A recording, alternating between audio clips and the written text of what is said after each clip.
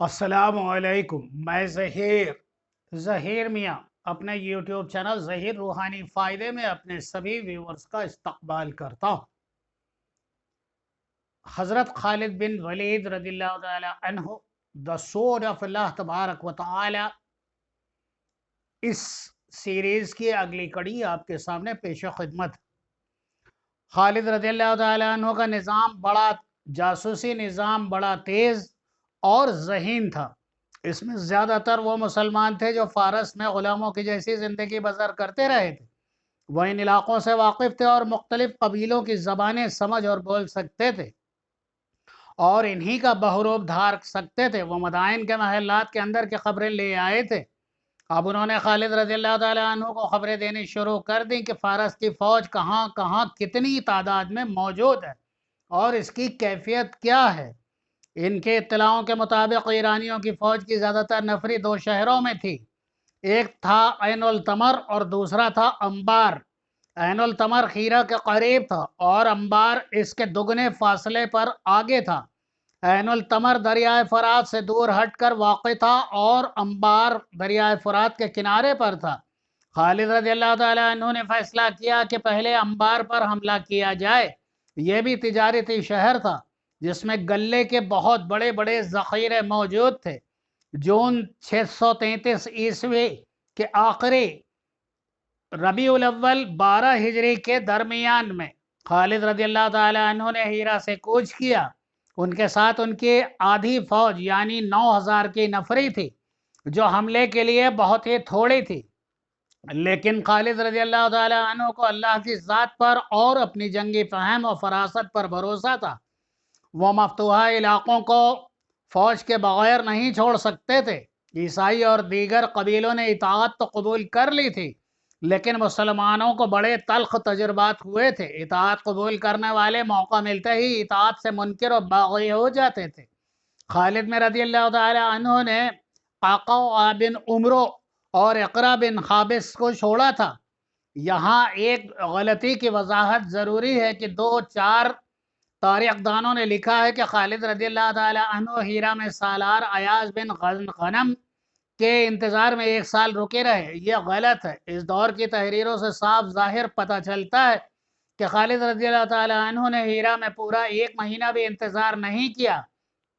ना ही उन्होंने अमीरुल मोमिनीन को यह पैगाम भेजा कि वह उनके हुक्म के ख़िलाफ़ सालार अयाज़ का इंतज़ार किए बगैर मदाइन की तरफ पेश कदमी कर रहे हैं। खालिद रज़ियल्लाहु ताला अन्हु अपनी 9000 सिपाह के साथ फ़रात के किनारे किनारे बड़ी तेज़ी से बढ़ते गए। इनके जासूस मुख्तलिफ बहरूपों में दरिया के दूसरे किनारे पर आगे आगे जा रहे थे। अंबार से थोड़ी दूर रह गए तो खालिद रज़ियल्लाहु ताला अन्हु ने फ़रात अबूर किया और उस किनारे पर चले गए जिस पर अंबार वाक़ था। वहाँ उन्होंने मुख्तसर सा क़याम किया और 2 ख़त तहरीर फरमाए, एक किसरा के नाम और दूसरा मदाइन के हुक्काम और उमरा वगैरह के नाम। किसरा के नाम खालिद रज़ियल्लाहु ताला अन्हु ने लिखवाया, बिस्मिल्लाहिर्रहमानिर्रहीम, खालिद रज़ियल्लाहु ताला अन्हु बिन वलीद की जानिब से शाह फ़ारस के नाम। मैं शुक्र अदा करता हूँ अल्लाह तबारक व ताला का, जिसने तुम्हारी बादशाही को तहबाला कर डाला है और तुम्हारी अय्यारियों को कामयाबी से महरूम रखा है और तुम आपस में ही दस्तो गिरबा हो रहे हो। अल्लाह अगर तुम्हें मज़ीद मोहलत देता तो तुम भी घाटे में ही रहते। अब तुम्हारी निजात का एक ही रास्ता है कि मदीने की इताअत कबूल कर लो। अगर ये मंजूर है तो मैं शरायत तय करने के लिए दोस्तों की तरह आऊँगा, फिर हम तुम्हारे इलाके से निकल जाएंगे। अगर पसो पेश करोगे तो तुम्हें ऐसी कौम के आगे हथियार डालने पड़ेंगे जिसे मौत इतनी ही अजीज है जितने तुम अपने आप की जिंदगी को अजीज रखते हो। खालिद रज़ियल्लाहु ताला अन्हु ने मदाइन का हुक्काम और उमरा के नाम लिखवाया, बिस्मिल्लाहिर्रहमानिर्रहीम, खालिद बिन वलीद रज़ियल्लाहु ताला अन्हु की जानिब से फ़ारस के उमरा के नाम। तुम्हारे लिए बेहतर सूरत यही है कि इस्लाम कबूल कर लो। हम तुम्हारी सलामती और तहफ़्फ़ुज़ के ज़िम्मेदार होंगे। इस्लाम कबूल न करो तो जजिया अदा करो, वरना सोच लो तुम्हारा सामना एक ऐसी कौम से है जो मौत की इतनी ही शैदाई है जितने फरेफ्ता तुम शराब पर हो। خالد رضی اللہ تعالیٰ عنہ نے شاہ فارس کے نام خط ہیرا کے رہنے والے ایک آدمی کے ہاتھ بھیجا، اور عمرہ وغیرہ کے نام خط لے جانے والا انبار کا رہنے والا ایک آدمی تھا۔ کسی بھی مورخ نے ان دونوں کے نام نہیں لکھے۔ انبار جس علاقے میں تھا وہ سابات کہلاتا تھا۔ سابات آج کل کے ضلعوں کی طرح تھا، اور انبار اس ضلع کا سب سے بڑا شہر تھا۔ سابات کا حاکم یا امیر شہرزاد تھا، جو اس وقت انبار میں مقیم تھا۔ وہ دانشمند و عالم تھا۔ اس میں عسکری صلاحیت ذرا کم تھی، لیکن انبار میں فوج اتنی زیادہ تھی کہ اسے عسکری سوجھ بوجھ کی ضرورت ہی نہیں تھی۔ اپنی فوج کے علاوہ اس کے ساتھ عیسائیوں کی بے شمار نفری تھی۔ اتنی زیادہ فوج کے علاوہ انبار کی شہر پناہ بڑی مضبوط تھی، اور دفاع کا یہ انتظام بھی تھا کہ شہر کے ارد گرد اتنی گہری خندق تھی اور اس میں پانی تھا۔ اس طرح انبار کو ناقابل تسخیر شہر بنا دیا گیا تھا۔ خالد رضی اللہ تعالی عنہ کے لیے تو یہ اس لیے بھی ناقابل تسخیر تھی کہ ان کی فوج کی کل نفری 9000 تھی۔ انبار کے جاسوسوں نے مسلمانوں کی فوج کو شہر کی طرف آتے دیکھا تو انہوں نے شہرزاد کو جا بتایا کہ سارے شہر میں، اور پھر سارے شہر میں خبر پھیل گئی کہ مدینے کی فوج آ رہی ہے۔ شہرزاد دوڑا گیا اور دیوار پر جا چڑھا۔ اسے جاسوسوں نے مدینے کی فوج کی نفری 10,000 بتائی تھی۔ نہیں، یہ دھوکہ ہے۔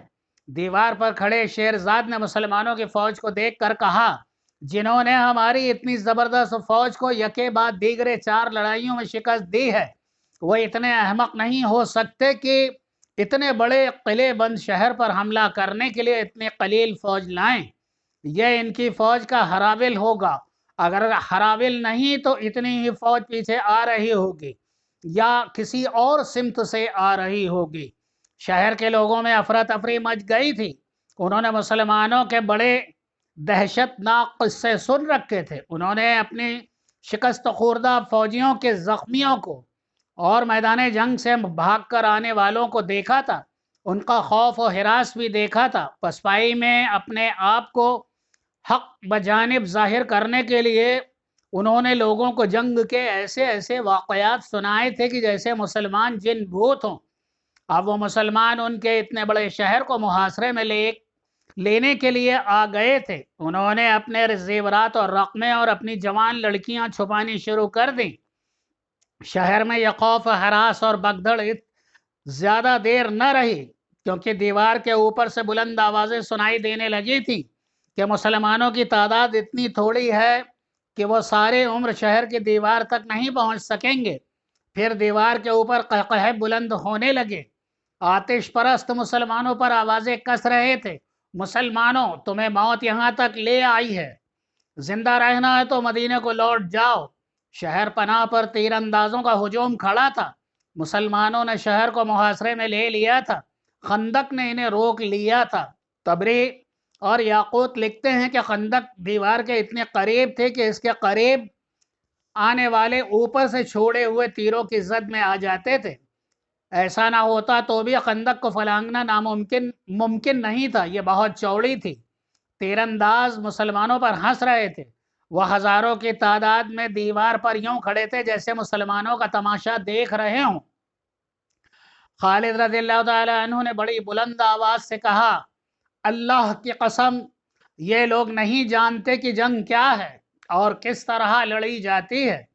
مورخ لکھتے ہیں کہ انبار ہر لحاظ سے ناقابل تسخیر تھا، لیکن خالد رضی اللہ تعالی عنہ کے چہرے پر پریشانی کا ہلکا سا بھی تاثر نہیں تھا۔ وہ پرسکون تھے۔ رات کو انہوں نے اپنے خیمے میں اپنے سالاروں کو یقین دلایا کہ فتح انہی کی ہوگی، لیکن قربانی دینی پڑے گی۔ انہیں صرف یہ بات فتح کی امید دلا رہی تھی کہ شہر کی دیواریں اتنی اونچی نہیں تھی جتنے قلعوں کی ہوا کرتی تھی۔ صبح طلوع ہوتے ہی خالد رضی اللہ تعالی عنہ گھوڑے پر سوار ہوئے اور شہر کے ارد گرد گھوڑا دوڑانے لگے۔ وہ دیوار و خندق کا جائزہ لے رہے تھے۔ انہوں نے اپنے سالاروں سے کہا کہ انہیں 1000 تیر اندازوں کی ضرورت ہے، جنہیں اپنے نشانے پر پورا اعتماد ہو اور جن کے بازوؤں میں اتنی طاقت ہو کہ کمانوں کو اتنی زور سے کھینچیں کہ کمانیں دوہری ہو جائیں اور عام تیر اندازوں کی نسبت ان کے تیر بہت دور تک جائیں۔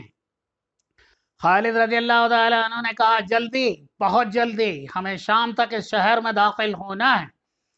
थोड़ी सी देर में 1000 तीरंदाज आगे आ गए।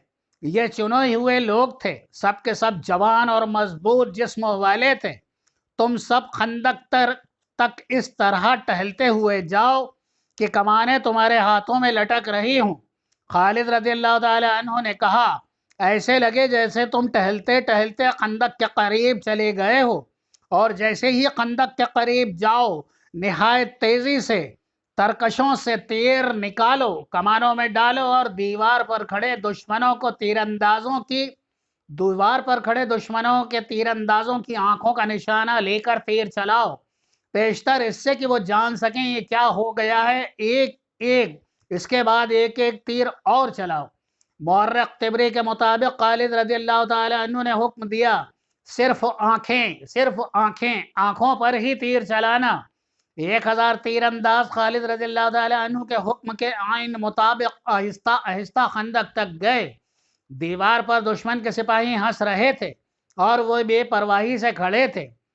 उन्हें मुसलमानों का कोई इरादा नजर नहीं आ रहा था कि वो खंदक को फलांगने की कोशिश करेंगे। खंदक के करीब पहुंचकर इन्हें 1000 तीरंदाजों ने ऊपर देखा, इधर उधर देखा, खंदक में देखा और अहमकाना हरकतें करने लगे। आतिश परस्तों के तीरंदाजों ने इन पर तीर चलाने की ज़रूरत महसूस ना की। हालांकि मुसलमान उन तीरंदाजों की जद में थे। अचानक मुसलमान तीरंदाजों ने तरकशों में से एक एक तीर निकाला, पलक झपकते तीर कमानों में डाले, कमाने आगे करके दुश्मन की आंखों के निशाने लिए और तीर छोड़ दिए। 1000 तीरों में से बेशतर आतिश परस्तों के तीरंदाजों की एक एक आंख में उतर गए। मान बाद मुसलमान तीरंदाजों ने 1000 तीर फिर छोड़े और फिर 1000 और। ये कहना सही नहीं हो सकता कि मुसलमानों का कोई भी तीर खता नहीं गया। तारीखों में लिखा है कि ज़्यादातर तीर दुश्मनों की आंखों में लगे। शहर में यह खबर तेज़ हवा की तरह फैल गई कि हमारे सैकड़ों सिपाहियों की आंखें ज़ाया हो गई हैं। जब इन सिपाहियों को शहर पनाह से उतारा गया तो शहर के लोगों ने हर एक की एक आंख में तीर उतरा हुआ और जख्मियों की कर्बनाक आहोजारी करते देखा। एक अंग्रेज मुबस्सिर सर वॉल्टर ने मुत्तहिद के हवाले से लिखा है कि मुसलमानों ने सिर्फ 3000 तीर इतनी तेजी से चलाए कि आतिश परस्त अपने आप को बचा ही न सके, और तीर जिनकी आंखों में न लगे उनके चेहरों में उतर गए। चूंकि फारस के सिपाही और उनकी मदद को आए हुए ईसाई शहर पनाह में घने हुजूम की तरह खड़े थे, इसलिए कोई भी तीर ज़ाया न गया। हर तीर ने एक एक आदमी को जख्मी किया। तिबरी की तहरीरों के मुताबिक अंबार के मुहासरे को ज़ातुल अयून यानी आंखों की तकलीफ वाला मार्का भी कहा जाता रहा है। मुसलमानों के इस वार ने शहर के लोगों में रही सही लोगों पर ही नहीं, फारस की फौज पर भी खौफ तारी कर दिया। मुसलमानों ने तो जादू का करतब दिखा दिया था। साबात का आतिश परस्त हाकिम शेरजाद दानिशमंद और दूरंदेश आदमी था। उसने भांप लिया कि उसकी फौज में लड़ने का वो जज्बा मान पड़ गया है। उसे यह भी एहसास था कि उसकी फौज पहली शिकस्तों की वजह से डरी हुई है। चुनांचे मजीद कत्ल गारत को रोकने के लिए उसने खालिद रज़ियल्लाहु ताला अन्हु से सुलह करने का फैसला कर लिया। उसने 2 उमरा को किले के बाहर भेज दिया। खंदक के करीब आकर इन 2 अमीरों ने मुसलमानों से पूछा कि उनके सालार आला कहाँ हैं। खालिद रज़ियल्लाहु ताला अन्हु को इत्तला मिली तो वो आ गए। शेरजाद के भेजे हुए 2 आदमियों में से एक ने खालिद रज़ियल्लाहु ताला अन्हु से कहा, हमारे अमीर शेरजाद ने हमें भेजा है, हम आपसे सुलह करना चाहते हैं, लेकिन ऐसी शरायत पर जो हमारे लिए काबिल कबूल हों। अगर सुलह हो जाए तो शेरजाद अपनी फौज को साथ लेकर अंबार से चला जाएगा। खालिद रज़ियल्लाहु ताला अन्हु ने कहा, अब शर्तें हमारी होंगी और तुम लोग हथियार डालोगे। शेरजाद से कहो कि शर्तें मनवाने का वक्त गुजर गया। दोनों आदमी वापस चले गए। शेरजाद को खालिद रज़ियल्लाहु ताला अन्हु का पैगाम दिया। शेरजाद ने अपने सालारों की तरफ देखा।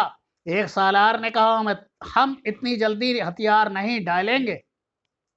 दूसरे सालार ने कहा, हमारे पास फौज की कमी नहीं, मुसलमान खंदक से आगे नहीं आ सकते। شہرزاد نے سر ہلایا، یہ ایک ایسا اشارہ تھا جس سے پتہ نہیں چلتا تھا کہ وہ شہر کا دفاع جاری رکھنا یا خالد رضی اللہ تعالی عنہ کے پیغام پر غور کر کے کوئی اور فیصلہ کرنا چاہتا ہے۔ اس کے سالاروں نے اس کے اشارے کو جنگ جاری رکھنے کا حکم سمجھا۔ وہ شہر پناہ پر آ گئے۔ 1000 مسلمان تیر انداز جنہوں نے انبار کے 2000 سے زائد سپاہیوں کی آنکھیں نکال دی تھی پیچھے ہٹ گئے۔ خالد رضی اللہ تعالی عنہ نے شہر کے ارد گرد ایک اور چکر لگایا۔ اب وہ صرف خندق کو دیکھ رہے تھے۔ انہوں نے خندق پار کرنے کا تخیہ کر لیا تھا۔ ایک جگہ خندق کی چوڑائی کم تھی، لیکن اتنی کم نہیں تھی کہ دور سے گھوڑا دوڑاتے لاتے اور وہ خندق پھاند جاتا۔ خالد رضی اللہ تعالی عنہ کے دماغ میں ایک طریقہ آیا۔ انہوں نے حکم دیا کہ اپنی فوج کے جتنے اونٹ کمزور یا بیمار ہو گئے ہیں انہیں آگے لے آؤ۔ ایسے بہت سے اونٹ تھے جو پورا سامان اٹھانے کے قابل نہیں رہے تھے۔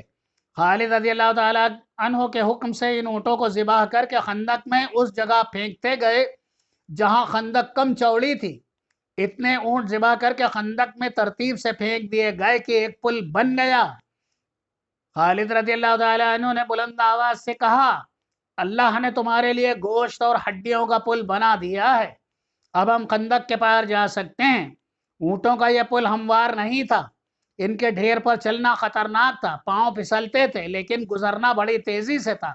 اشارہ ملتے ہی پیادہ مجاہدین کودتے پھلانگتے اس عجیب سے پل سے گزرنے لگے۔ چند ایک مجاہدین پھسلے اور گرے اور وہ پانی میں سے نکل کر اونٹوں کی ٹانگیں اور گردنیں وغیرہ پکڑتے ہوئے اوپر آ گئے۔ شہر پناہ سے دشمنوں کے تیر اندازوں نے تیروں کا مینا برسا دیا۔ ادھر آنکھ پھوڑنے والے مسلمان تیر اندازوں نے بڑی تیزی اور مہارت سے تیر اندازی جاری رکھی۔ اب ان کی ایک تعداد 1000 نہیں خاصی زیادہ تھی۔ اونٹوں کے پل سے گزرنے والوں میں سے کئی مجاہدین تیروں سے زخمی ہو رہے تھے، لیکن وہ رکے ہوئے سیلاب کی طرح خندق کو پار کرتے جا رہے اور پھیلتے جا رہے تھے۔ مورخوں نے لکھا ہے کہ مسلمانوں کا یہ اقدام غیر معمولی طور پر دلیرانہ تھا۔ وہ زخمی تو ہوئے، شہید بھی ہوئے، لیکن انبار کی فوج پر اس اقدام کا جو اثر ہوا کہ ان کے سپاہیوں کے لڑنے کے جذبے کے لیے مہلک ثابت ہو رہا تھا۔ ان پر مسلمانوں کی دہشت پہلے ہی غالب تھی۔ اب انہوں نے مسلمانوں کا عجیب طریقہ دیکھا کہ اپنے اونٹ ذبح کر کے پل بنا دیا اور تیروں کی بوچھاروں میں اس پل پر گزرنے لگے تو دیوار سے برسنے والے تیروں میں بھی کمی آ گئی۔ دشمن کے تیر انداز زخمی ہو کر کم ہو رہے تھے اور ان میں بھگدڑ کی کیفیت پیدا ہو گئی تھی۔ خندق پھلانگنے والا صرف ایک دستہ تھا۔ اس دستے کا جوش و خروش اس وجہ سے بھی زیادہ تھا کہ خود خالد بن ولید رضی اللہ تعالیٰ عنہ ان کے ساتھ تھے۔ سب سے پہلے مرے ہوئے اونٹوں پر سے گزرنے والے خالد رضی اللہ تعالیٰ عنہ تھے۔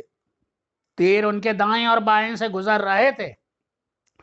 ان کے قدموں کے نزدیک لگ رہے تھے، مگر خالد بن ولید یوں بے پرواہ تھے جیسے ان پر بارش کے قطرے گر رہے ہوں۔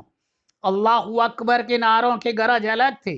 اس گرج میں اللہ کی رحمت اور برکت تھی۔ شہر کے لوگوں کا یہ عالم تھا کہ دوڑتے بھاگتے پھر رہے تھے۔ شہر پناہ سے ان کے زخمی سپاہیوں کو اتارتے تو لوگ ان کی گردنوں میں، چہروں میں اور سینوں میں ایک ایک دو دو تین تیر اترے ہوئے دیکھتے تھے۔ زخمیوں کی تعداد بڑھتی جا رہی تھی اور شہر میں خوف و ہراس زیادہ ہوتا جا رہا تھا۔ لوگوں نے چلانا شروع کر دیا، سمجھوتا کر لو، صلح کر لو، دروازے کھول دو۔ شہرزاد کے لیے صورتحال بڑی ہی تکلیف دہ تھی۔ وہ دانش مند آدمی تھا۔ اس نے جب لوگوں کی آہوازاری سنی اور جب بچوں اور عورتوں کو خوف کی حالت میں پناہ کی تلاش میں بھاگتے دوڑتے دیکھا تو اسے احساس ہوا کہ یہ معصوم بے گناہ مارے جائیں گے۔ انہیں بچانے کا اس کے پاس ایک ہی ذریعہ تھا کہ ہتھیار ڈال دے۔ اس نے اپنے سالار اعلیٰ کو بلا کر کہا کہ وہ مزید خون و خرابہ روکنا چاہتا ہے۔ سالار اعلیٰ نے کہا، نہیں، ابھی کوئی فیصلہ نہ کریں، مجھے ایک کوشش کر لینے دیں۔ شہرزاد خاموش رہا۔ سالار اعلیٰ شہر پناہ کے اوپر اپنی سپاہ کی کیفیت دیکھ رہا تھا جو بڑی ہی تیزی سے مخدوش ہوتی جا رہی تھی۔ اس نے یہ بھی دیکھ لیا کہ مسلمان خندق عبور کر کے آئے ہیں۔ اس نے ایک جرأت مندانہ فیصلہ کیا۔ اس نے ایک دستہ چنے ہوئے سپاہیوں کا تیار کیا اور قلعے کے دروازے کھول کر اس دستے کو باہر لے آیا۔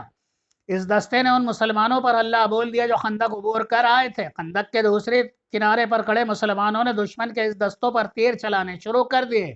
اس دستے کا مقابلہ مسلمانوں کے ایسے دستے کے ساتھ تھا جس کے قائد خالد رضی اللہ تعالیٰ عنہ خود تھے۔ مسلمانوں کے تیروں کی بوچھار نے آتش پرستوں کے دستے کی ترتیب اور یکسوئی ختم کر دی۔ خالد رضی اللہ تعالیٰ عنہ نے اس دستے کو اس طرح لیا کہ اپنے دستے کو دیوار کی طرف رکھا تاکہ خندق کی طرف سے مسلمان تیر انداز دشمن پر تیر برساتے رہیں۔ خالد رضی اللہ تعالیٰ عنہ اس دستے کو خندق کی طرف ڈھکیلنا چاہتے تھے۔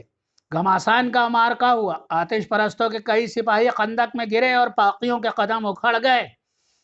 اس دستے کے سالار نے اس ڈر سے دروازہ بند کر دیا کہ مسلمان اندر آ جائیں گے۔ دروازہ بند ہوتے ہوتے دشمن کے اس دستے کے بچے ہوئے کچھ سپاہی بھاگ کر اندر چلے گئے۔ خالد رضی اللہ تعالی عنہ شہر پناہ کا جائزہ لینے لگے۔ وہ مجاہدین کو اس دیوار پر چڑھانا چاہتے تھے جو آسان نظر نہیں آتا تھا۔ انہیں معلوم نہ تھا کہ دیوار کی دوسری طرف ایرانی فوج اور شہر کے لوگوں کی حالت کیا ہو چکی ہے۔ قلعے کا دروازہ ایک بار پھر کھلا۔ اب دروازے میں سے صرف ایک آدمی نمودار ہوا۔ اس کے پیچھے دروازہ بند ہو گیا۔ اس نے ہاتھ اوپر کر کے بلند آواز میں کہا کہ وہ شہر کا ایلچی ہے، صلح کی بات کرنے نکلا ہے۔ اس کے ساتھ ہی شہر کی پناہ سے تیر برسنے بند ہو گئے۔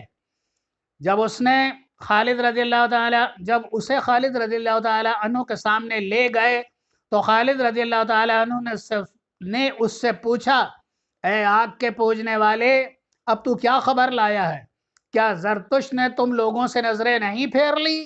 کیا اب بھی تم اللہ کو نہیں مانو گے؟ ایلچی نے کہا، اے اہل مدینہ، میں کسی اور سوال کا جواب نہیں دے سکتا۔ میں حاکم ساباد شیرزاد کا ایلچی ہوں۔ شیرزاد نے کہا کہ تم لوگ اسے اور اہل فارس کو شہر سے چلے جانے کی اجازت دے دو تو شہر تمہارے حوالے کر دیا جائے گا۔ طبری اور واقدی لکھتے ہیں کہ خالد رضی اللہ تعالی عنہ یہ شرط بھی ماننے کے لیے تیار نہیں تھے۔ انہوں نے ایک بار پھر شہر کی بلندی کی طرف دیکھا اور سوچا کہ اس پر کس طرح چڑھا جا سکتا ہے، لیکن بہت مشکل تھا۔ حاکم ساباد شیرزاد سے کہو کہ خالد بن ولید اس پر رحم کرتا ہے۔ خالد رضی اللہ تعالیٰ عنہ نے کہا، اسے کہو کہ وہ فارس کے فوجیوں کو ساتھ لے کر شہر سے نکل جائے، لیکن وہ ان گھوڑوں کے سوا جن پر وہ سوار ہوں گے اپنے ساتھ کچھ نہیں لے جا سکتے۔ وہ اپنا تمام مال و اسباب یہیں چھوڑ جائیں گے اور ہماری فوج کے سامنے سے گزریں گے۔ اگر اسے یہ شرط منظور نہ ہو تو اسے کہنا کہ تیار ہو جائے اس تباہی کے لیے جو اس نے پہلے کبھی نہیں دیکھی۔ ایلچی واپس چلا گیا۔ خالد رضی اللہ تعالیٰ عنہ نے شہر کے ارد گرد اپنا حکام پہنچا دیا اور تیر اندازی روک لی۔ کچھ دیر بعد شہر کا دروازہ ایک بار پھر کھلا۔ بہت سے سپاہی بڑی موٹی لکڑی سے ایک 5-6 گز چوڑا اور ایک بہت لمبا تختہ اٹھائے باہر نکلے۔ تختے کے ساتھ رسے بندھے ہوئے تھے۔ انہوں نے تختہ خندق کے کنارے پر رکھا اور رسے پکڑ لیے۔ یہ تختہ آہستہ آہستہ خندق پر گرنے لگا اور اس کے اوپر والا سرا خندق پر ڈالا گیا تھا۔ سب سے پہلے جو گھوڑا باہر آیا، اس کی سج دھج بتاتی تھی کہ یہ شاہی استبل کا گھوڑا ہے۔ اس کا سوار بلا شبہ حاکم ساباد شیرزاد تھا۔ اس کے پیچھے اس کی بچی کچھ فوج باہر نکلی۔ پیادے بھی تھے، سوار بھی تھے، ان میں زخمی بھی تھے جو اپنے ساتھیوں کے سہارے چل رہے تھے۔ وہ اپنے مرے ہوئے ساتھیوں کی لاشیں جہاں پڑی ہوئی تھیں وہیں چھوڑ گئے۔ یہ شکست خوردہ فوج ماتمی جلوس کی طرح جا رہی تھی۔ مسلمان خاموشی سے اس جلوس کو دیکھ رہے تھے۔ کسی نے نہ ان کا مذاق اڑایا، نہ پھپتے کسی اور نہ ہی فتح کا نعرہ لگایا۔ خالد رضی اللہ تعالیٰ عنہ گھوڑے پر سوار ایک طرف کھڑے دیکھ رہے تھے۔ وہ تھکے ہوئے نظر آتے تھے لیکن چہرے پر فتح کی رونق اور زبان پر اللہ کے شکرانے کے کلمات تھے۔ اور یہ 2 جولائی 633 عیسوی کا ایک دن تھا۔ جب آخری سپاہی بھی نکل گیا تو خالد رضی اللہ تعالیٰ عنہ مجاہدین کے آگے آگے شہر کے دروازے میں داخل ہوئے۔ آگے شہر کے عمرہ اور رؤسا دست بدستہ کھڑے تھے۔ شہر کے لوگوں کا شور و غل سنائی دے رہا تھا۔ اس طرح کی آوازیں سنائی دے رہی تھیں کہ وہ آ گئے، مسلمان آ گئے ہیں، بھاگو چھپ جاؤ۔ خالد رضی اللہ تعالی عنہ گھوڑے سے اترے۔ انبار کے عمرہ اور अमीरों ने इन्हें तोहफे पेश किए। खालिद रज़ियल्लाहु ताला अन्हु ने उमरा से कहा, शहर के लोग हमसे डर क्यों रहे हैं? इनसे कहो कि इन पर कोई इल्ज़ाम नहीं, हमने इस शहर को फतह किया है, शहर के लोगों को नहीं। इन्हें कहो कि हम अमन और दोस्ती लेकर आए हैं, हम जजिया ज़रूर लेंगे लेकिन बिला वजह किसी की जान नहीं लेंगे, हम किसी की बेटी पर अपना हक नहीं जताएंगे, किसी के माल और दौलत को हाथ नहीं लगाएंगे, हम सिर्फ उनके माल और अमवाल को अपने कब्जे में लेंगे जो हमसे शिकस्त खाकर चले गए हैं। जाओ अपने लोगों को हमारी तरफ से अमन और सुकून का पैगाम दो। खालिद रज़ियल्लाहु ताला अन्हु ने अपनी फौज को एक हुक्म तो ये दिया कि ये जो लोग उनके खिलाफ लड़ रहे थे उनके घरों से कीमती सामान उठाकर एक जगह इकट्ठा कर लिया जाए, और दूसरा हुक्म ये दिया कि शहर में घूम फिर कर यहाँ के लोगों को दोस्ती और अमन का तासुर दिया जाए कि ये इनके यहाँ कभी भी लूट मार नहीं की जाएगी। शहर पनाह पर गिद्ध उतर रहे थे, वहाँ आतिश परस्त सिपाहियों की लाशें पड़ी थीं, शदीद जख्मी बेहोशी की हालत में इधर उधर पड़े थे, शहर की फिजा में मौत की बू थी। खालिद रज़ियल्लाहु ताला अन्हु उस मकान में गए जिसमें शेरजाद रहता था। वो महल था, दुनिया की कौन सी ऐसी आसाइश और ज़ेबाइश थी जो इस महल में मौजूद न थी। खालिद रज़ियल्लाहु ताला अन्हु जो ज़मीन पर सोने के आदी थे, हैरान हो रहे थे कि एक इंसान ने अपने आप को दूसरे से बरतर और बेहतर समझने के लिए कितनी दौलत खर्च की है। खालिद रज़ियल्लाहु ताला अन्हु ने हुक्म दिया कि बेश कीमती अशिया को माने गनीमत में शामिल कर लिया जाए और ख़जाना ढूंढा जाए। ख़जाना मिलने में देर न लगे, इसमें सोने और हीरे जवाहरात के अंबार लगे हुए थे। इर्द गिर्द के कबीलों के सरदार इताअत कबूल करने के लिए खालिद रज़ियल्लाहु ताला अन्हु के पास आने लगे। तो खालिद रज़ियल्लाहु ताला अन्हु ने जजिया की रकम मुकर्रर करके इसकी वसूले का हुक्म दिया। इस दौरान जासूसों ने आकर बताया कि फारस की फौज ऐनुल तमर में इकट्ठा हो गई है और इस बार मुकाबला बड़ा सख्त होगा। मदाइन में आतिश परस्त शहंशाहियत का महल उसी तरह खड़ा था जिस तरह शहंशाहों की जिंदगी में खड़ा रहता है। ये किसरा का वो महल था जिसे जंगी ताकत की अलामत समझा जाता था। इसके बाहर वाले दरवाजे के दाएं और बाएं दो बब्बर शेर बैठे रहते थे। ये किसरा की हैबत और दहशत की अलामत थे, लेकिन यह गोश्त पोस्त के नहीं, पत्थर को तराशे हुए मुजस्समे थे। इन मुजस्समों और महल के दरमियान एक मीनार खड़ा था जो ऊपर से गोल और मीनार की गोलाई से ज्यादा बड़ा था। उस जगह अलाव हर वक्त दहकता रहता था। जब यह मीनार तामीर हुआ था उसके ऊपर पुरोहितों ने यह आग जलाई थी। कई नस्लें पैदा हुई और अगली नस्लों को जन्म देकर इस दुनिया से रुखसत हो गईं, लेकिन इनकी यह आग दहकती रही। इससे उठता हुआ धुआं महल की फिजा में यूं मंडराता रहता था जैसे जरतुश ने इस महल को अपनी पनाह में ले रखा हो। अलाव अब भी दहक रहा था, उसका धुआं अब भी किसरा के महल की फजा में मंडला रहा था, लेकिन ऐसा लगता था जैसे यह धुआं महल को पनाह में लेने के बजाय खुद पनाह ढूंढ रहा हो। महल जो कभी दूसरों के लिए हैबत का निशान था, अब खुद उस पर हैबत थारी थी। इसकी शान और शौकत पहले जैसी ही लगती थी, जाहो जलाल भी पहले जैसा था, मगर इसके मकीन अब साफ तौर पर महसूस करने लगे थे कि इस महल पर आसेब का असर हो गया है। मौत की दबी दबी हंसी की सिसकियां दिन रात सुनाई देती थी। एक गैबी हाथ किसरा के जवाल की दास्तान उसके खानदान के खून से लिख रहा था। कहाँ वो वक्त के इस तख्त से दूसरों की मौत के परवाने जारी होते थे, और कहाँ ये वक्त के उर्दशेर के मरने के बाद इस तख्त पर जो बैठता वो पुरअसरार तौर पर कत्ल हो जाता था। 2-4 सालार थे जो फारस की लरजती डोलती हुई इमारत को कुछ देर और थामे रखने की कोशिश कर रहे थे। ईरान की नौखेज हसीनाएं अब भी महल में मौजूद थी, मगर रक्स की अदाएं नहीं थी। साज खामोश थे, नगमे चुप थे, शराब की बू पहले की तरह मौजूद थी, मगर इसमें खून की बू शामिल हो गई थी। पहले यहाँ ऐश और इशरत के लिए शराब पी जाती थी, अब अपने आप को फरेब देने और तल्ख हक़ाइक़ से फरार की खातिर जाम पर जाम चढ़ाए जा रहे थे। اب مدائن کا محل تخت و تاج کے حصول کا میدان جنگ بن گیا تھا، در پردہ جوڑ توڑ ہو رہے تھے۔ اسی محل میں خالد اور ان کی سپاہ پر طنز کے یہ تیر چلے تھے کہ عرب کے بدو اور لٹیروں کو فارس کی شہنشاہی میں قدم رکھنے کی جرأت کیسے ہوئی؟ وہ کبھی واپس نہ جانے کے لیے آئے ہیں، انہیں موت یہاں لے آئی ہے، مگر اب فارسیوں کو خود اپنی شہنشاہی میں قدم جمائے رکھنے کی جرأت نہیں ہو رہی تھی۔